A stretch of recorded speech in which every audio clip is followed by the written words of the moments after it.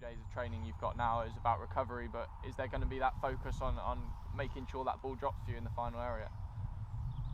We can't make the ball drop for us. We have to show a real want and a real determination to be the person that actually puts the ball in the net. Whether it means I'm going to get 3 stitches in my eye or break my nose, whatever it is, a bloody nose, I've got to get across somebody and put the ball in the net. That's hard to recreate, but for certain in 2 days we're going to focus on what we need to do for the game on Saturday. And Morecambe aside, you started the season pretty strongly. Is that you expecting that to continue from the Shrimps? Well, they've done fantastically well, haven't they? They've won some big games. I don't think anybody expected them to do that. They've got a really experienced manager and knows the level. It's been promoted out of the level, so not a shock to me. And we have to fully respect, like I say, every time we have to respect the opposition, because if we don't do what we do and do it well, we'll get beat, and we have to turn up. And you can say that about any team you play in this league, can't you? Sort of every game you're looking at and you're going, it can be a little bit hard to predict it in League Two. It's wide open because of with what's going on. Sometimes you're playing against a team that have got 4 or 5 players missing, like we had last week. Sometimes you play against a team that's really strong, so you've got to be ready for whatever it throws up every game.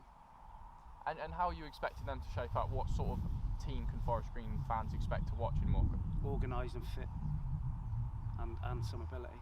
So we have to respect the opposition, but try and imprint what we do on the game. In that regard, it sounds like the 2 teams have a lot of similarities. You've obviously got your clear style at Forest Green, and you want that to shine through, don't you? We do, but you've got to try and win as well. You know, of course we have a way we want to play. We played brilliantly well at times the other night, but it's about the result, and we didn't get it. And it's yet another long trip, another 3-hour plus journey for your players.